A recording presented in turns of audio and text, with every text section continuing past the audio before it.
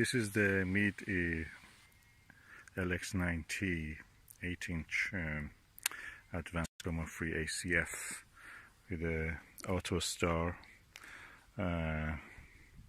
Autoguide, which is a Turkey version.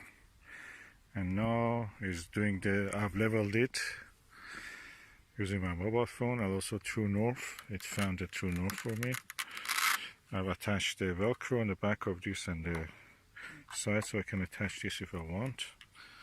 I'm not going to use that thing for here. There's a clamp, and I'm not going to enter. There's no point it. So it's searching now for the Star Vega. Of course, I've not attached anything yet. No, as you can see, no back focal tube, no diagonal, no nothing else. Okay, I'm just letting it do its job. As you can see, this daylight, of course, you cannot see much. So I just say that I agree with it. That is a Star Vega, and I'll let it go now for the Star Capella. And he's looking now for the Capella.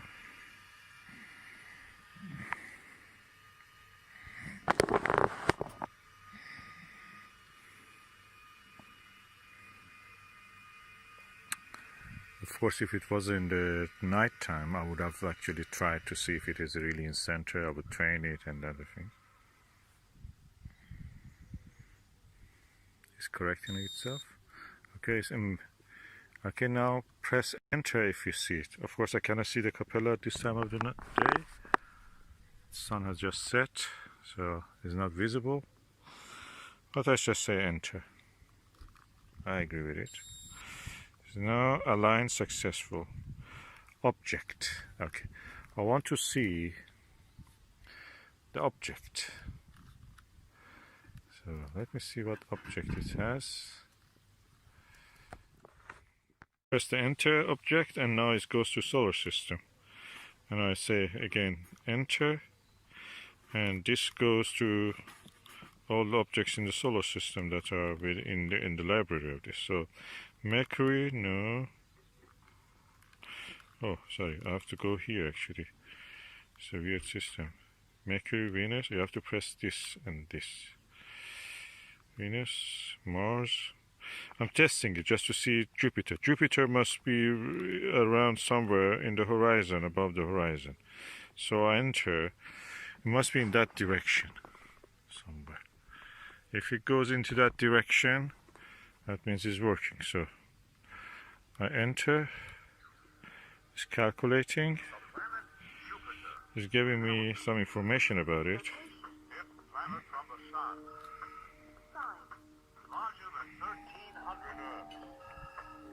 temperature. -110 degrees Celsius. Moon. 63 discovered so far. Nickname. The King of Planets. Okay, very basic stuff. Distinguished by its giant red spot, thought to be comprised of a raging storm of hydrogen and ammonia. So it says it's -5 degrees behind the horizon, or is under the celestial equator. Let's see anyway. Impressed by its colossal size, ancient Roman astronomers named the colorful behemoth after their primary god, Jupiter, or Jove. Later philosophers attributed happiness to the planet. It's not reason, so it doesn't tell to me. Oh, I've not entered the correct time, by the way. It says 3:10 a.m. And the time now is around, around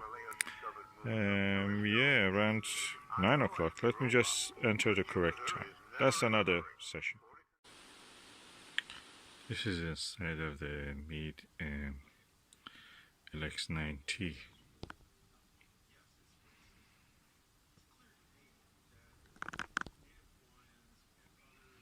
You can see the baffle inside the secondary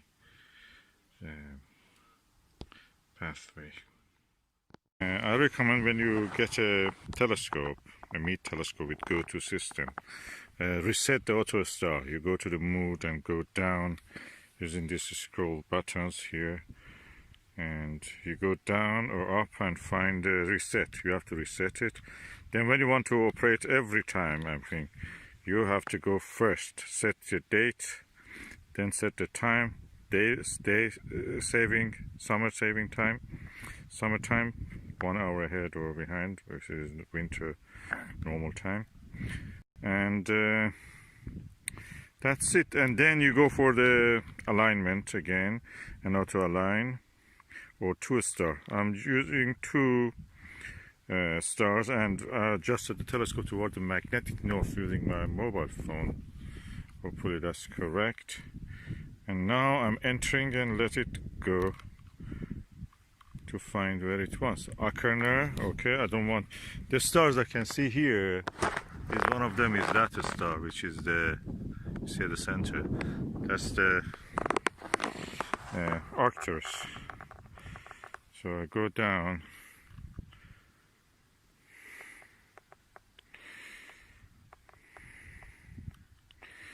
To find the Arcturus.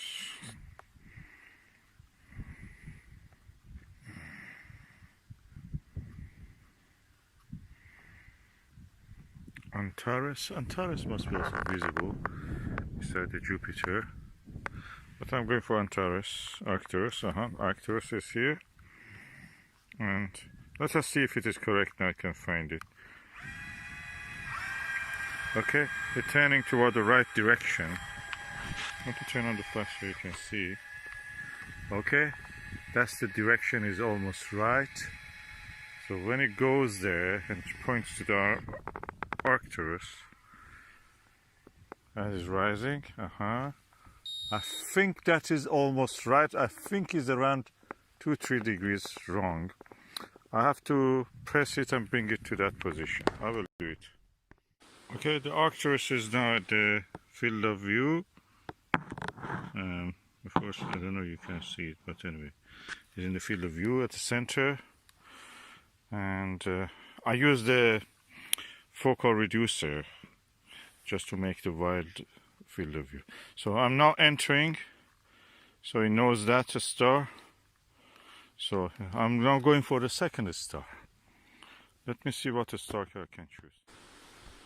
So for telescope, I've attached the Autoguide Autostar with the Velcro to the body. It's like magnet, as if it attracts to it. And for the second star, I'm going to choose the star which is right above our head.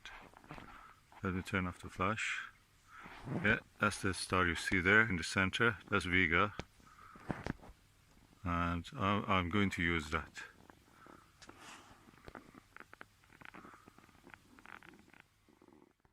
I've not chosen the star Vega.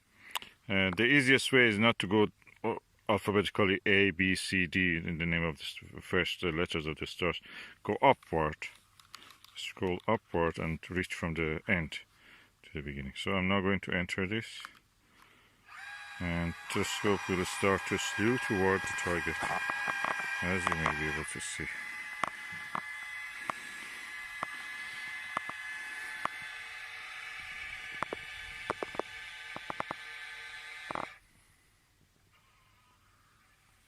We're almost trying to find it. Of course, I will try to help it because it's the first time I'm using this with this system. So I have to bring it to the center. I will do that. For the second star, I noticed that the Vega was covered with the clouds, so I just chose Antares. Over there, beside the brightest dot that you see is Jupiter. So what I'm going now is to press enter. And this is calculating. Alignment successful. I'm now going to choose the object. So I press enter again. Solar system. And this is going to Mercury. I want to go for Jupiter, so I'm going down. Venus, Mars, Jupiter. Okay. If I enter now, this will go to talk about it. I don't want talk because I've listened already to that. I want it to go to Jupiter. So, yeah, dead center. Dead center. We have the Jupiter dead center.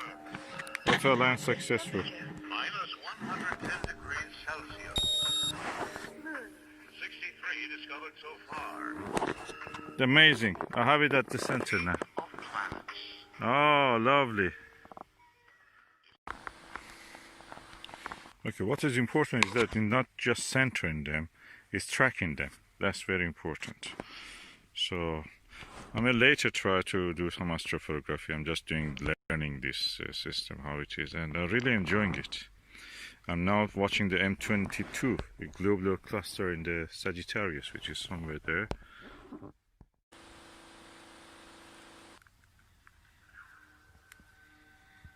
planet Saturn. Analysis.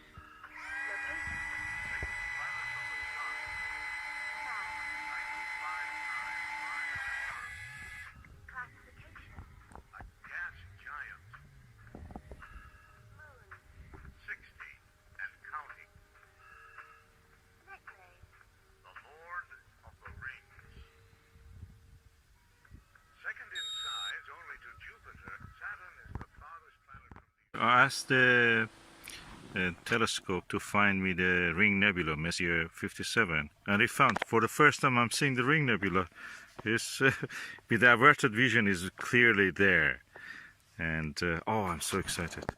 I love this telescope. That's such a good piece of kit. Oh, exciting.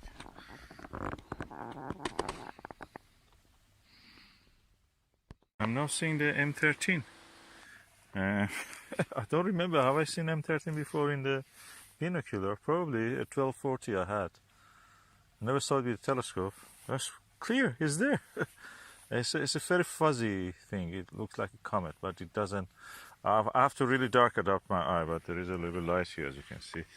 And anyway, it's beautiful. It's there.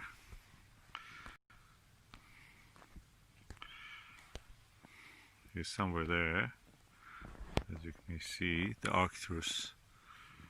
Somewhere it was. Anyway, interesting. M13 in the constellation Hercules.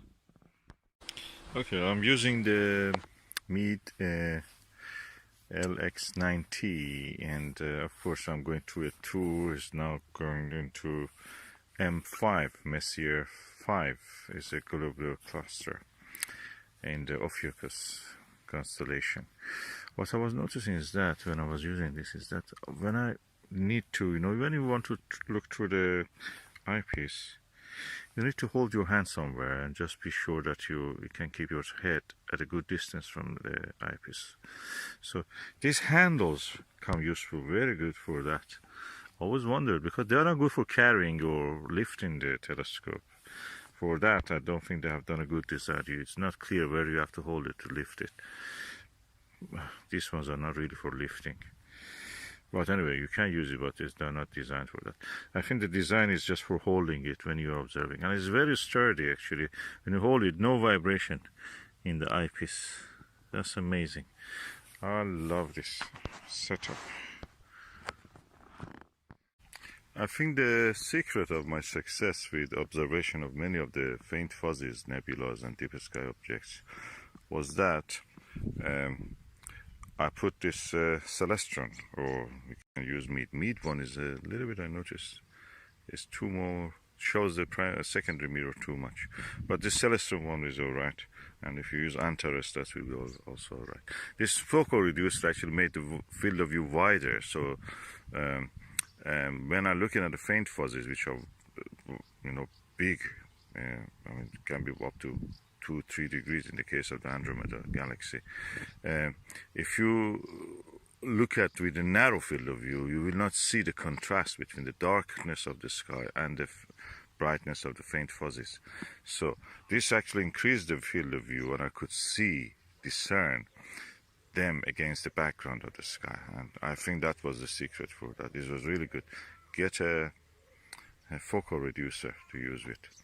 Of course, you can remove this if you want to. For planetary viewing, it probably is better to remove it, or use a Barlow or a low magnification lens, just to see the more details that is visible in the case of the planetary objects like Jupiter and Saturn, which are now in the sky. And for other things, for very wide objects like the faint fuzzies, nebula clusters, and all the things, it's better to have the focal reducer. So we have almost 2 degrees. Yeah, this is 10 millimeter. I had a 40 millimeter last night, and this 40 millimeter, and with this focal reducer, the widest possible field of view was around 2 degrees, which is really good for moon widths, you could see. And that's the secret, I think, to using this comfortably with a good amount of the visibility.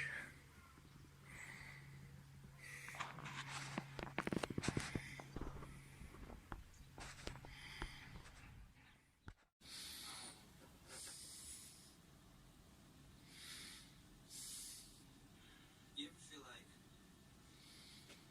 someone else's feelings about something so loud that you can't even hear your own? Yes, I do.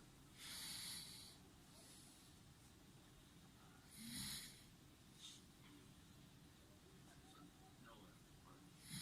Solid way. With your teacher? Yeah, good.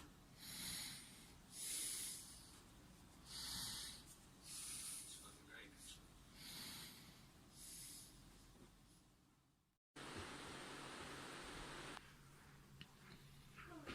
One of the moons of the Jupiter is now very close to it. It's probably Io. I tried to capture it in a photo.